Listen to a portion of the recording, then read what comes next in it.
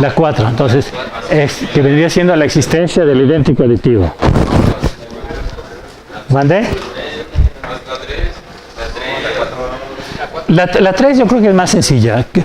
Miren, esta prueba se las hago un poquito más interesante, ¿sí? O sea, vamos a ver, la existencia del idéntico aditivo, ¿sí? Entonces, va a ser la 3, ¿sí? Entonces, vamos a ver. Me dice que existe un número que voy a llamar Z0, elemento de los números complejos, tal que para todo Z elemento de los números complejos va a satisfacer esta propiedad, que Z0 más Z es igual a Z, ¿sí? Y déjeme aquí hacer de cuenta que ya sé que mi suma es conmutativa. Entonces, por lo tanto, sería igual a Z más Z0, ¿sí? No probé que es conmutativa, pero es cierto.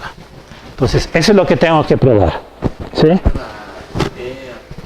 Esta significa existe. Y esta significa tal que. ¿Ok? De nuevo, dejen ponerlo. Esta existe. Existe. Este significa tal que. Y este significa para todo. O para todos. O para todos los en este caso. ¿Sí? ¿Ok? Bueno. Entonces, vamos a decir, no voy a copiar exactamente lo que he escrito, puede ser que lo escriba diferente, pero va a ser equivalente, ¿sí? Vamos a decir que tengo que Z0 está dado por A0 más I por B0, ¿sí? Y que Z está dado por A,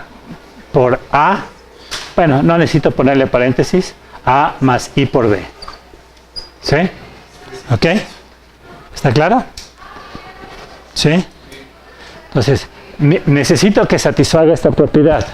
Entonces, déjame ponerle A0 más I B0 más A más I.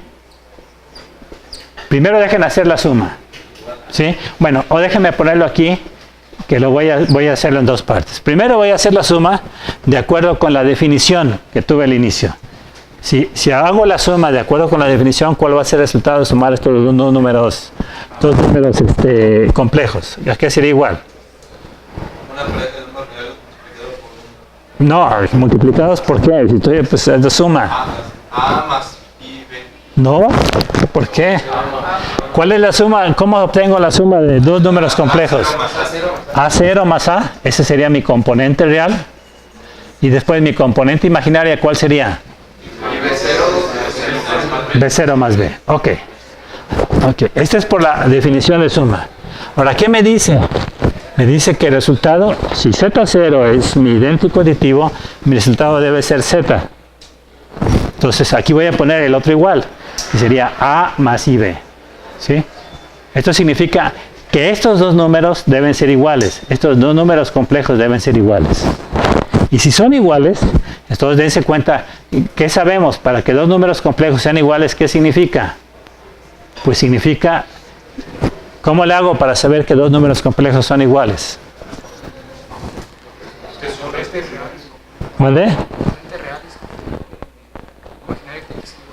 A ver, dilo más fuerte nada más.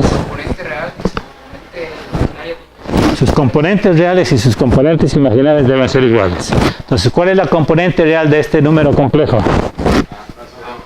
A0 más A. ¿Y cuál es la componente real de este otro número complejo? A. Ok. Ahora, ¿cuál es la componente imaginaria de este número complejo? B0 más B. ¿Y cuál es la componente imaginaria de este otro? B. Entonces, dense cuenta. Ahora, estas ecuaciones, ¿en dónde están? Originalmente tenía números complejos, ¿sí? Pero los complejos quedamos que los represento como dos números reales multiplicados por esa unidad imaginaria. La parte imaginaria está multiplicada por el i, ¿ok? Pero estas operaciones que tengo aquí, ¿en qué campo se producen? En los números reales, ¿ok? en el campo de los números reales, ¿sí? Entonces, ¿y cuál es el número real que satisfacería la condición de que si le sumo A0A me da? El idéntico aditivo. ¿Man? El idéntico aditivo. ¿Y cuál es el idéntico aditivo? 0. Entonces, ¿qué significa? Que A0 debe ser igual a 0. ¿Y cuál es el único número real que si tengo B0 más B me da igual a B? Entonces me dice que B0 va a ser igual a 0. ¿Sí? Entonces, ¿qué significa? Que el idéntico aditivo de los números complejos es 0 más I por 0. ¿Ok?